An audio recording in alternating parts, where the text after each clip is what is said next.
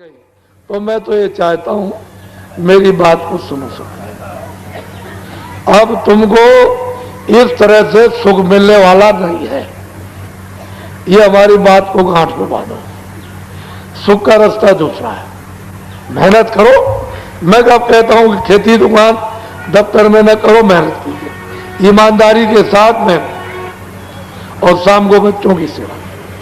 ये दो ही तो ड्यूटी है, और क्या है। कोई अतिथि आ गया हो तो कभी कभी तो कोई भूखा प्यासा आ जाए तो उसको एक गिलास पानी, एक टुकड़ा। अरे माताओं को कहा था कि जब तुम कभी खाना बनाना, रोटी बनाना, आटा जब गूंदना तो उसके पहले इतना सा आटा 1 तोला 1.5 तोला निकाल के हांडी में डाल देना।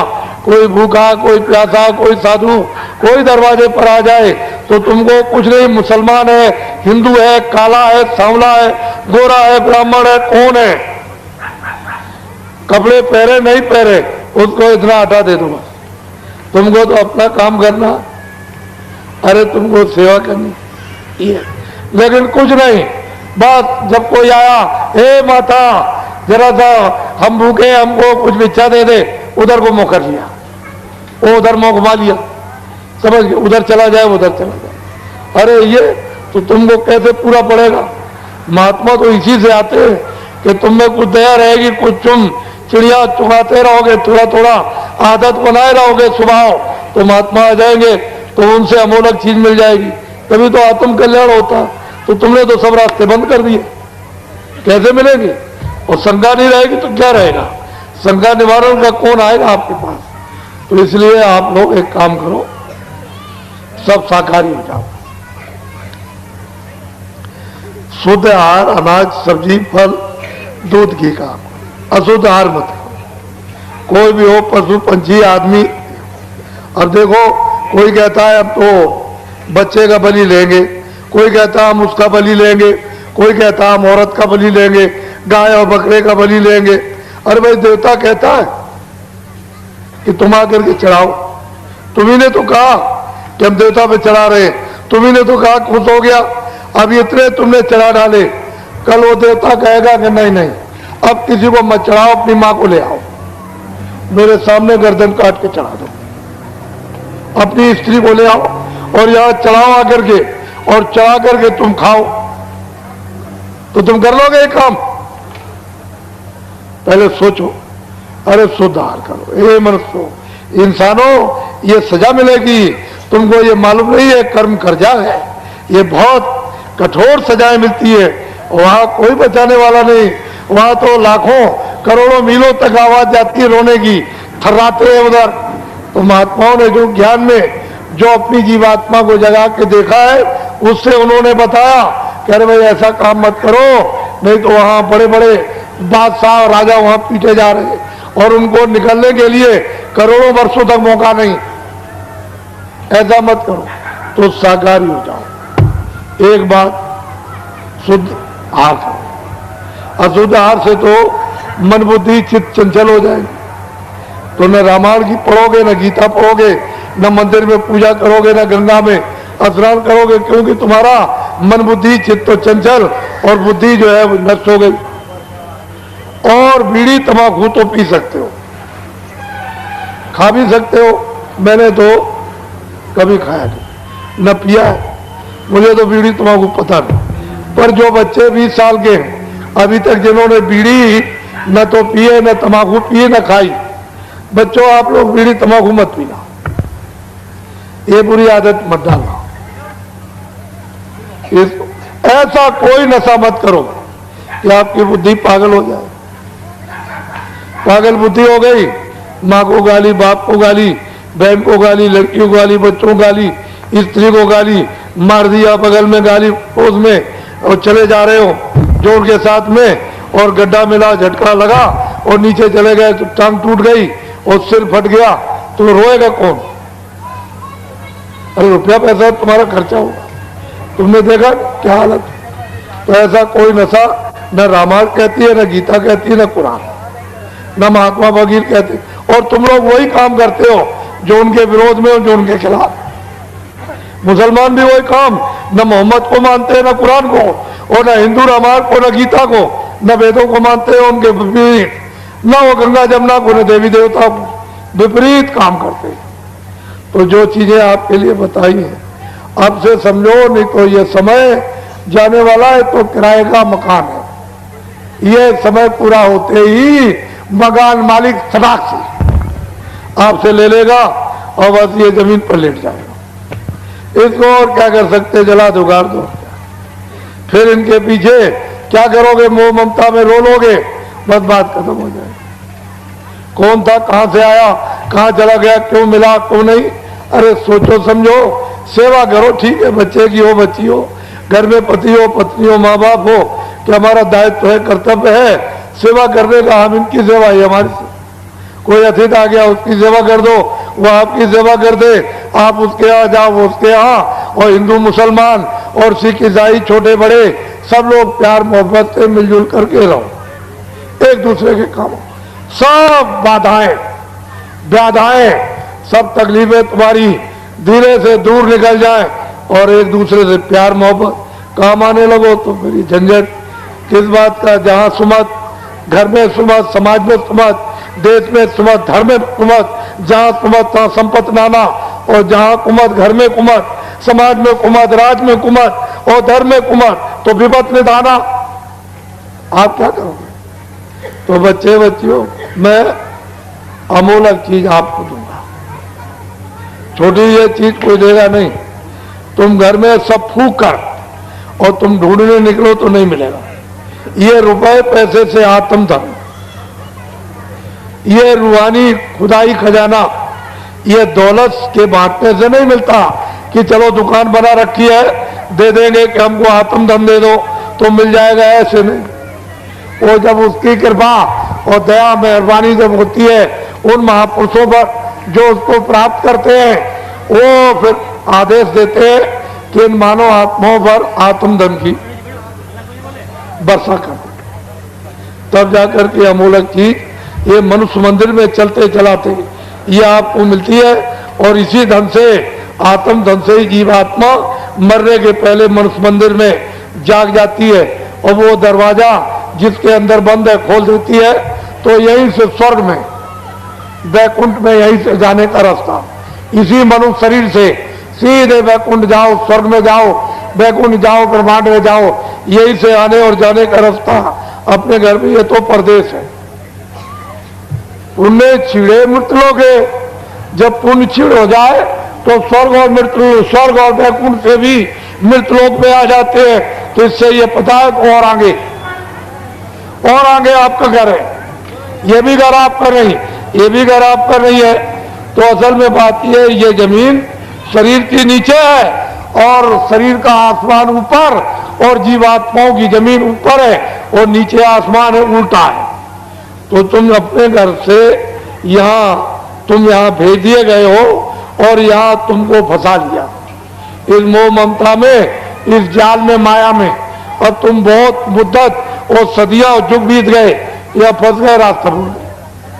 एक ही रास्ता आने का और एक ही वापस जाने का। अब मैं आपको अमूलक चीज दूंगा, उसको लीजिए आप। यहाँ हमारे यहाँ आदमी चाहिए, इंसान चाहिए। तुम जो जात पात का रगड़ा झगड़ा अपने पास रखो। मनुष्य को पूरा अधिकार इस कलयुग में भगवान के भजन करने का दिया गया। कोई भी अमीर गरीब, छोटा बड़ा, निर्धन, कोई भी ब्राह्मण, क्षत्रिय, वैश्य, बंगी, हरिजन, कोई आदिवासी, जिसको मनुष्य शरीर मिल गया उसको पूरा अधिकार, यानी मनुष्य मंदिर में जीवात्मा को जगाकर भगवान के भजन करने का दे दिया। और कलयुग में इतना सुलभ, इतना सहज और आसान है कि सतयुग, त्रेता, द्वापर कुछ नहीं। भगवान की प्राप्ति कलयुग में होती है। और भगवान कैसे देखा जाता, जैसे आपको हम देख रहे हैं, आप हमको देख, लेकिन ये चर्म आंखों से नहीं, ये शरीर की इन दोनों आंखों से नहीं देख सकते हो, क्योंकि वो बहुत सूक्ष्म है। उसके लिए दिमाग चाहिए, ज्ञान चक्षु चाहिए, तीसरा नेत्र, शिव नेत्र चाहिए आपको, आपके पास। और वो अगर कहीं शिव नेत्र, ज्ञान चक्षु, दिव्य दृष्टि मनुष्य मंदिर में खुल जाए तो परमात्मा को आप ऐसे देख सकते हो जैसे हम आपको देखते हैं। आप हम आपसे बात करता हूं, ऐसे उससे बात हो, लेकिन वो इस पंचभौतिक शरीर में नहीं है, वो इससे अलग है। लेकिन आपको इस शरीर से अलग होकर उसके पास पहुंचना होगा, तब दर्शन होगा, तब उसका दीदार होगा, ऐसे नहीं। तो मैं अमोलक चीज आपको देता हूं, इस जो दूंगा इसको कहते हैं आत्माओं के धन का दान, इसको नामदान कहते हैं। ये आप चाहे चारों तरफ घूमोगे आपको मिलेगा नहीं, और घर बैठे मिल रहा तो कहते हैं आप दरवाजे पर गंगा आ जाए तो खूब चक्कर के नहाओ। जब घर बैठे तुमको मतलब ये है कि ये आत्मिक जो संपत्ति ये भगवान की और खुदाई खजाना रूहों का मिले, तो खूब अच्छी तरह से दिल बोर कर उसमें स्नान करो, तो कलमल के ये सब क्लेश, कलमल की गंदगी ये सब धुल जाए, और मन बुद्धि चित्त अंतःकरण जीवात्मा शुद्ध और साफ निर्मल पवित्र हो जाए, और निर्मल जन सो मोह पावे, मोह छिल छिद्र कपट नहीं भावे। मुझको कपटी और धोखेबाज दगेबाज और पापी नहीं पा सकता, निर्मल पा सकता। किसमें? कलयुग में। सतयुग की बात और त्रेता द्वापर की नहीं, कलयुग की बात। और कलयुग में बहुत लोगों ने उस भगवान को प्राप्त कर लिया। तो अमोलक चीज लीजिए आप, छोटी मोटी चीज नहीं, आपको बड़ी चीज देने आया, उसको लो। बच्चे और बच्चियों, आपको घबराने की कोई बात नहीं है, सब धीरे से समझ में आ जाएगा। तो इसको कहते हैं नामदान। ये जीवात्माओं के धन का दान है, इसको लो आप।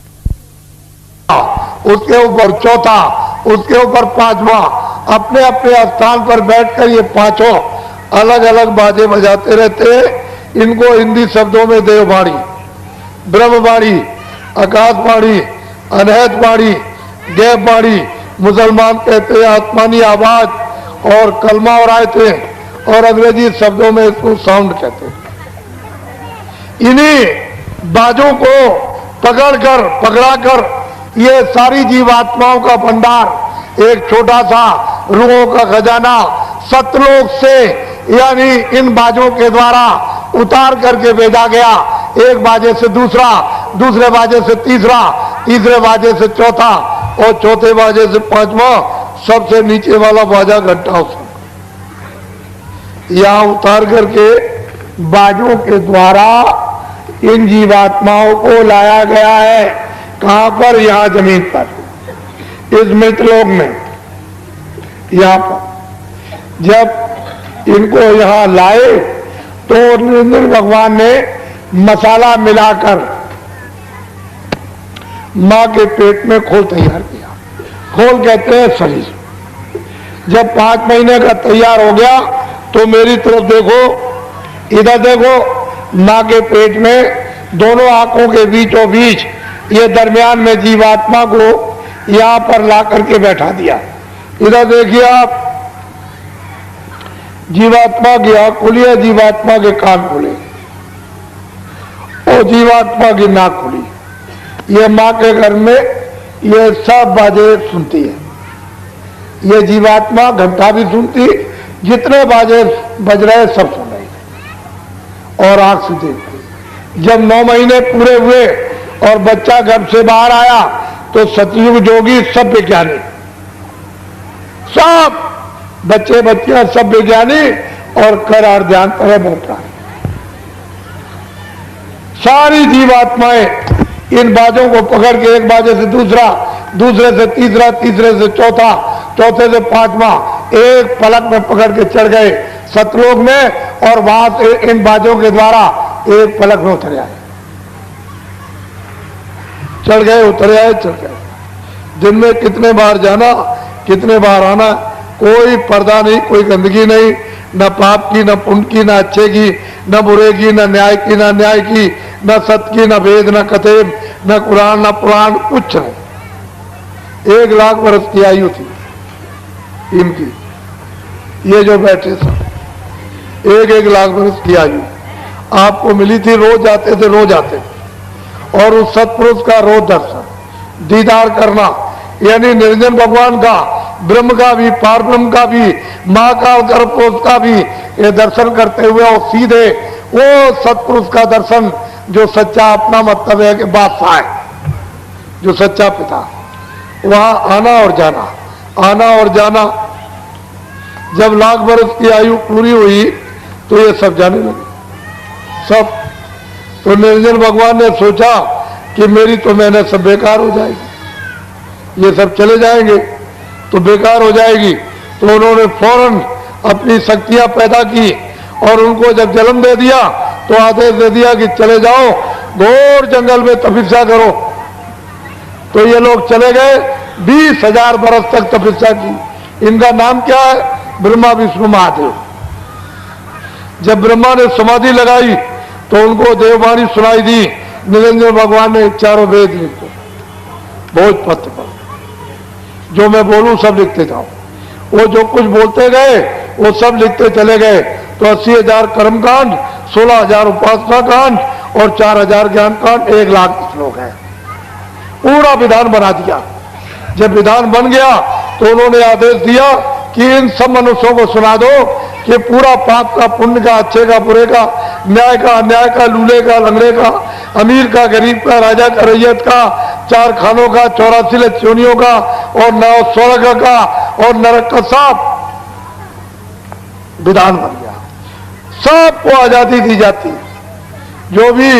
जो कोई कर्म अच्छा बुरा पाप पुण्य करेगा सब अपना अपना सबको भोगना है, ये सब लिखा गया।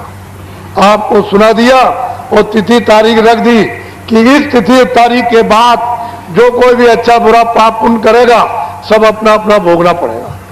बस तिथि तारीख निकल गई, कभी अच्छा कभी बुरा, कभी न्याय कभी अन्याय, कभी सत्य कभी असत्य है।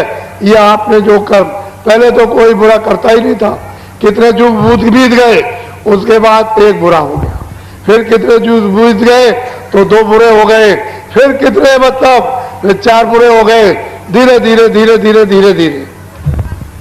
तो दोनों की गंदगी, अच्छे की भी गंदगी, पाप की भी गंदगी, पुण्य की भी गंदगी, ये सब गंदगी जमा धीरे धीरे अंतर में बहुत बड़ा आकाश उसमें जमा होने लगी। जब धीरे धीरे जमा होते होते आकाश मटमैला होने लगा तो आंख से कम दिखाई देने लगा, कानों से कम सुनाई और नाक से कम यानी सूंघने को मिलने लगा। तो धीरे धीरे कोई ज्यादा आपसे बुरे काम बन गए होंगे तो जैसे बादल काले आते हैं, चट्टान लगा करके सामने खड़े हो गए, ऐसे ही काली चट्टान यानी काले पर्दों की सामने जमा हो गई। तो आंख बंद हो गई, कान और नाक, तो जीवात्मा एकदम अंधकार में गिर गई। तो आपका आधार छूट गया, नाम छूट गया, सब छूट गया, बाजे छूट गए, देववाणी छूट गई, आसमानी आवाज छूट गई, कलमा छूट गया, अंधकार में गिर गए। बस अब आप रास्ता जंगल में यानी भटक गए। तो अच्छा करो, पाप करो, पुण्य करो, बस यही पर फिर मतलब है 4 खानों में, 84 लक्ष्योनियों में, फिर कभी मनुष्य शरीर मिला तो फिर पाप किया, पुण्य किया, फिर इसमें फिर 4 खानों में चले। जब से जीवात्मा आई अभी तक आपने वापस नहीं, अपने घर में नहीं ले जा सके। यही बस बराबर यहीं पर पाप पुण्य 4 खानों में, 84 लक्ष्योनी, नरकों में, फिर कितने युगों के बाद मनुष्य शरीर मिले, फिर इसी में आप पाप पुण्य में फंस गए। ये जीवात्मा अभी तक नहीं वापस गई। तो आपको क्या करना उसको समझ लो। इधर देखो, 3 चीजें मैं आपको बताता हूं। पहला भजन, दूसरा ध्यान और तीसरा सुमरन। समझ लोगे आप, भजन कर लोगे, जल्दी जीवात्मा जाग जाएगी। नहीं समझोगे कितने युग और भी जाएंगे और ये मनुष्य शरीर तो फिर मिलना ही नहीं। तो पहले समझ लो, मेरी तरफ इधर देखो। कानों के सुनने का नाम है भजन, आंख से देखना इसको कहते हैं ध्यान, और सुमरन यानी नाम लेना, रूप को याद करना, ये कहते हैं सुमरन। तीनों चीजें अलग है, सुमरन अलग है, ध्यान अलग है, भजन। इधर देखो, शरीर में एक कान इधर, एक कान इधर, कितने कान हुए? जोर से बोलो, 2 हो गए कान। इधर देखो, शरीर में एक आंख इधर, एक इधर, कितनी आंख हुई? 2 आंख हो गई। शरीर में एक नाक इधर एक नाक इधर, कितनी नाक हुई? 2 नाक हो। तो 2 आंख 2 कान 2 नाक तो शरीर में। अब मेरी तरफ देखो, ये जीवात्मा दोनों आंखों के मध्य भाग दरमियान में बैठी हुई, उस जीवात्मा में 1 कान और शरीर में 2 कान, कितने कान हुए? 3 कान हो गए। फिर बोलो कितने कान? 3 कान हो गए। ये जीवात्मा बैठी हुई है, उस जीवात्मा में 1 आंख और शरीर में 2 आंखें, कितनी आंख हुई? कितनी आंखें हुई? 3 आंख हो गई। ये जीवात्मा बैठी हुई है, उस जीवात्मा में 1 नाक और शरीर में 2 नाक, कितनी नाक हुई? कितनी नाक हुई? तो आज आपको ये पता चल रहा कि 3 आंख है, 3 कान है, 3 नाक। पहले तो किसी ने नहीं बताया। 2 आंख 2 कान 2 नाक तो शरीर में, 1 आंख 1 कान 1 नाक जीवात्मा में। जब ये सतलोक में थी तो इसमें कुदरती आंख, कुदरती नाक, कुदरती कान, वहां इसमें कुदरती थे जब इस पर कोई भी पर्दा नहीं था, किसी तरह की गंदगी का पर्दा नहीं था। तो ये आंख खुली थी, कान खुले थे और नाक खुली हुई थी, कोई पर्दा नहीं था। लेकिन जब ये पर्दों के अंतर्गत आई तो फिर इसमें 3 आंख 3 कान 3 नाक हो गए। अब 3 आंख है, 3 कान है, 3 नाक है। तो अब 2 आंख और कान और नाक तो शरीर में और 1 आंख 1 कान 1 जीवात्मा में। तो भजन कैसे करोगे उसको समझ लो। दिन में काम करना, खेती दुकान दफ्तर का पहले, शाम को बच्चों की सेवा करो। अब ये 2 काम आपने अपने पूरे गृहस्थी में कर लिए, कोई काम नहीं रहा तो सोने जब जाओ तो चारपाई पे बैठ जाओ और सोने के पहले 15 मिनट हमको समय दे देना भजन में। 15 मिनट हमको समय देना भजन में। कैसे भजन करोगे? सीधे चारपाई पे लेट जाना, ये अपनी दोनों आंखें बंद कर लेना। इधर देखो आप, शरीर की दोनों आंखें बंद, ये दोनों उंगलियां कपड़ा हटा करके धीरे से कान के अंदर डाल के दोनों कान बंद कर लेना। आंख भी बंद, कान भी बंद, न बाहर से देखना न बाहर से सुनना। 15 मिनट में आंख खोले न कान खोले। इधर देखो ऐसे, इधर देखो, ये जीवात्मा बैठी हुई है दोनों आंखों के बीचों बीच, इसमें 1 कान है, जीवात्मा में 1 कान है। इस जीवात्मा के चारों तरफ मन बुद्धि चित्त और अहंकार, ये चारों तरफ बैठे हुए, मन बुद्धि चित्त और अहंकार। आपको क्या करना है कि आंख बाहर की बंद कर लेना, ये दोनों उंगलियां कान पे। इधर देखो मेरी तरफ, ये जीवात्मा बैठी हुई है, उसमें 1 कान है। तो जीवात्मा के कान का रास्ता अंदर से, इसके चारों तरफ मन बुद्धि चित्त। तो मन को, बुद्धि को, चित्त को यही रोक लेना। घर में, झगड़े में, दुकान में, खेती में कहीं मत जाने देना। यही रोक करके आधे मिनट या रोक करके रखना जीवात्मा के कान के साथ। और इधर देखो ऊपर की तरफ ऊंचा ध्यान देकर जीवात्मा के कान से सुनना। जितना ऊंचा ध्यान देकर सुनोगे उतना ही आपको साफ सुनाई देगा। जब आधा मिनट हो जाएगा तो कोई आवाज आपको सुनाई देगी, तो 14 मिनट लगातार जीवात्मा के कान से सुनना और ये पहचानना परखना आवाज कैसी हो रही, आदमी कैसा बोला, चिड़िया कैसी बोल रही। जब समझ लो कि 15 मिनट हो गए होंगे, छोड़ दो, सो जाओ। सुबह उठना, दिन में अपना काम करो, बच्चों की सेवा। जब शाम को सोने फिर जाओ तो फिर हमको 15 मिनट फिर भजन में समय दे देना, सीधे चारपाई पे लेट जाना।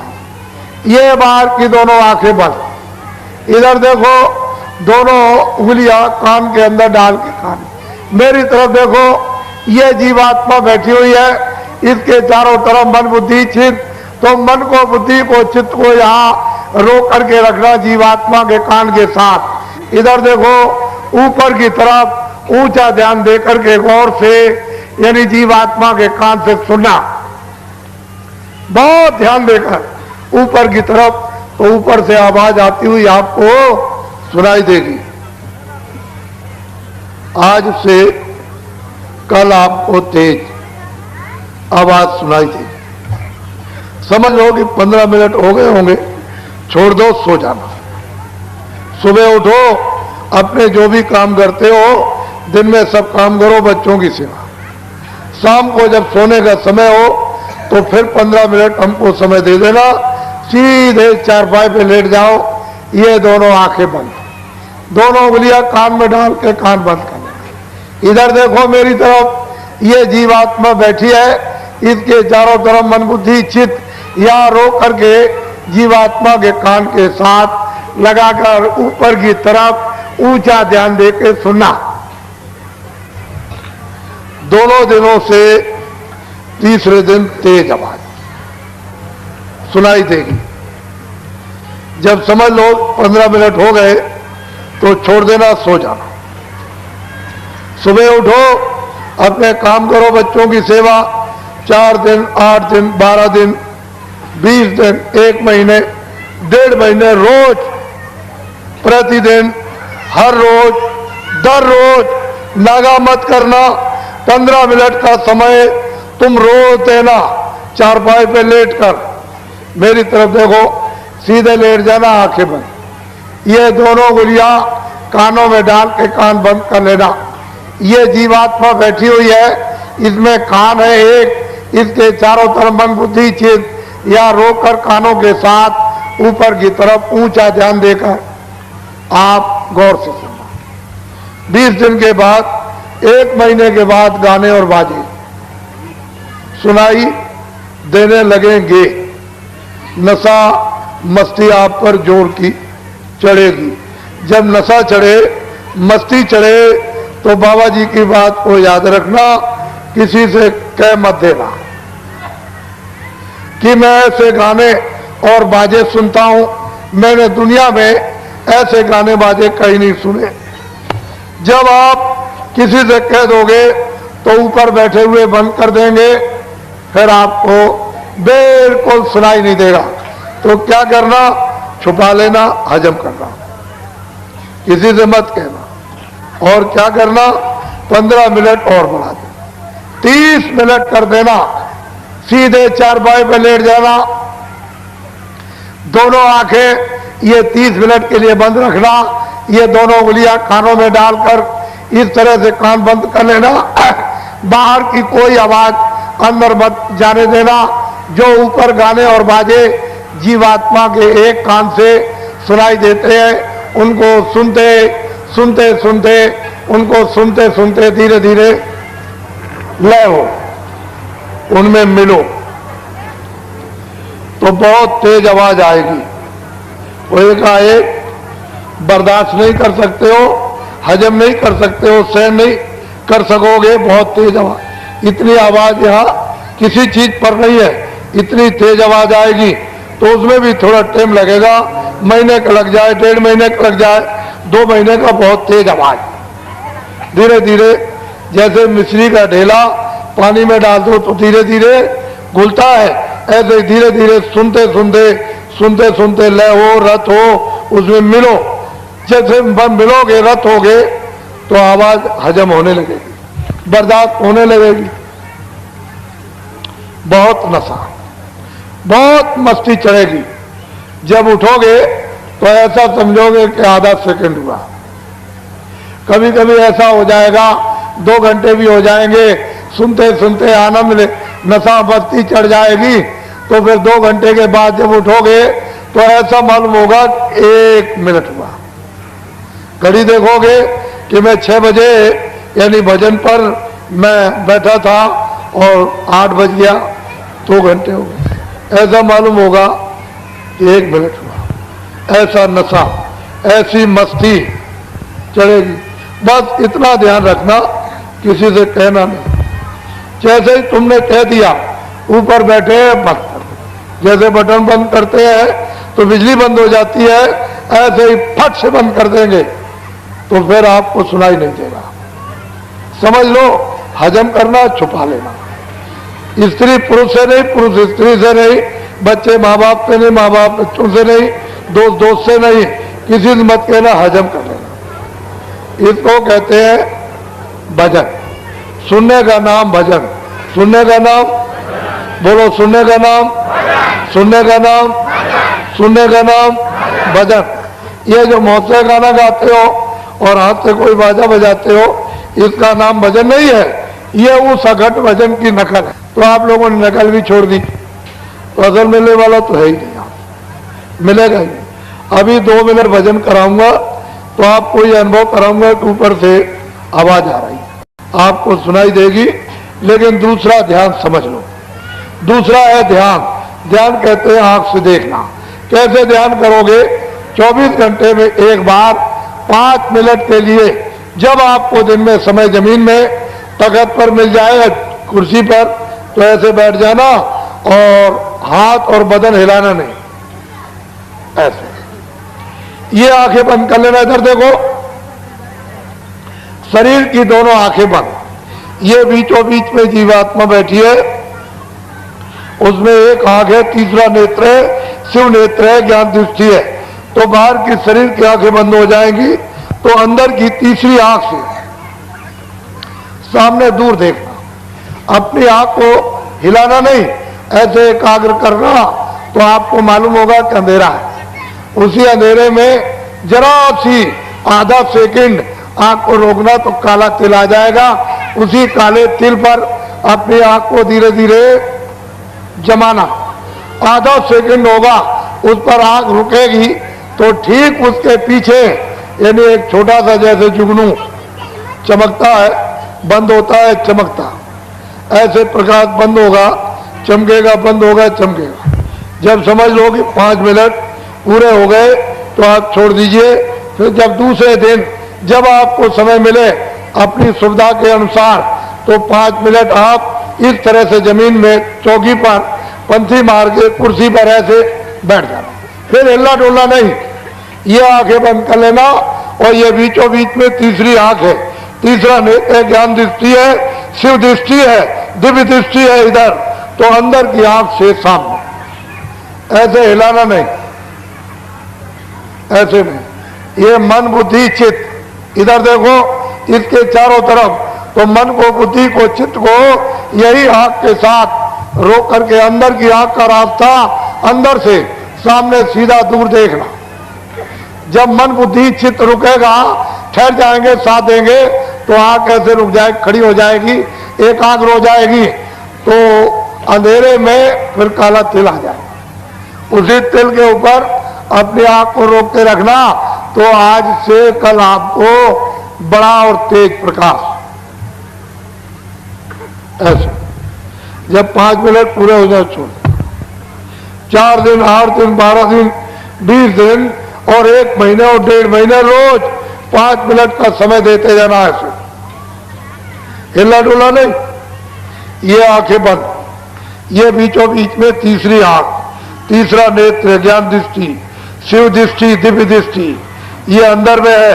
सामने सीधा अपनी आंख को ऐसे एकाग्र करना। 20 दिन के बाद, 1 महीने के बाद आंखों के सामने का सब अंधेरा चला जाएगा, प्रकाश ही प्रकाश हो जाएगा, सूरज से ज्यादा प्रकाश। चारों तरफ ऐसे मत देखना, न आपको कुछ नहीं दिखाई देगा, खाली प्रकाश दिखाई देगा। तो क्या करना, 5 मिनट और बढ़ा देना, 10 मिनट कर देना, और अपनी आंख को उसी प्रकाश जो सामने दिखाई देता है ऐसे देखना। ऐसे आंख को एकाग्र करना, खड़ी करना, तो आपको ये पता चलेगा कि हमारी आंख प्रकाश में चली गई। जैसे ही अंदर आंख गई तो एक बहुत बड़ा आकाश प्रकाश, छोटा मोटा आकाश नहीं, चम चम चम। ये जो कोना चमकता है, बिजली चमकती है, कुछ नहीं उसके सामने, बहुत बड़ा आकाश। ये छोटा मोटा आकाश नहीं, किताब में लिख नहीं सकते हो, ऐसा बड़ा चम। तो आंख आपकी बंद हो जाएगी। वो प्रकाश, रोशनी, लाइट सहन नहीं कर सकती है, ऐसी चमक उसमें है। तो धीरे धीरे कोशिश करना कि खुले खुले कि बंद हो जाए, खुले कि बंद हो जाए। वो आंख रोशनी को धीरे धीरे बर्दाश्त करेगी, सहन करेगी, क्योंकि बहुत दिनों की छूटी हुई रोशनी प्रकाश है। धीरे धीरे तुलसीदास जी महाराज कहते हैं, दामिन दमक रही घनमाई, आकाश में यानी चमक रही है बिजली, इतनी तेज खलगी प्रीत था चलना है, बहुत तेज रोशनी। वो कहते तो असल में चीज धीरे धीरे सहन होगी, उसमें महीनों लग जाए, 1.5 महीना लग जाए, धीरे धीरे सहन होगी। ऐसे नहीं, धीरे धीरे धीरे धीरे धीरे। लेकिन जरा सी अगर आपकी यानी 60 हिस्से सेकंड के कर दिए जाए और एक हिस्सा भी ऐसे खड़ी हो गई, तो उतने ही में बड़े बड़े रूप चेहरे आपको दिखाई देंगे, सुंदर खूबसूरत। तो एकदम नशा चढ़ेगा, मस्ती आएगी, आंखें तर हो जाएगी और तुम छलांग मारोगे कि मैं ऐसी सुंदर सुंदर चीजें देखता हूं, मैंने दुनिया में नहीं देखी। तो आप किसी से कह दोगे तो ऊपर बैठे हुए बंद कर देंगे, फिर आपको दिखाई नहीं देगा। तो क्या करना, हजम करना। बाबा जी की पहले बात याद रखना, क्योंकि हमको तो मालूम है ही कि दिखाई देगा तुम पर नशा चढ़ेगा, मस्ती चढ़ेगी, सुनाई देगा तुम पर नशा और मस्ती चढ़ेगी, तो तुम चिल्ला पड़ोगे। उससे जो जानता नहीं है वो ऐसे भद्दे शब्दों को प्रयोग करेगा, है मूर्ख, है पागल, ऐसे शब्द कटवे कड़ू बोलेगा कि आपको आग लग जाएगी। अरे उसे क्या मालूम। तो यह गोपनीय है, ये रहस्य है, आत्मा परमात्मा का छुपा के रखो। इसको कहते हैं ध्यान। देखने का नाम ध्यान, देखने का नाम। अरे बच्चों चुप करो इनको, बच्चे बोले ना पा। देखने का नाम ध्यान, देखने का नाम, देखने का नाम, और सुनने का नाम भजन, सुनने का नाम, सुनने का नाम, सुनने का नाम, और देखने का नाम। ये दोनों चीजें सबके पास है। तीसरी आंख भी पास तुम्हारे पास, तीसरा कान भी तुम्हारे पास, तीसरी नाक भी तुम्हारे पास, और जिसमें जीवात्मा बंद है वो दरवाजा भी तुम्हारे पास। अब बताने वाला चाहिए जिसका दरवाजा वो नहीं मिलेगा।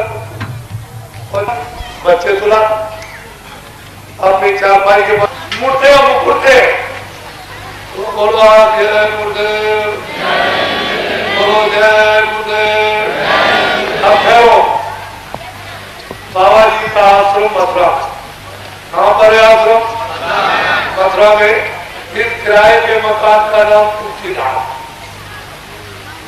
2 बच्चे आपको ये दिए। सारे हिंदुस्तान में जय गुरुदेव नाम का प्रचार करता हूँ। मेरा नाम नहीं है ना आपका नाम, ये उसका नाम, उसका नाम है।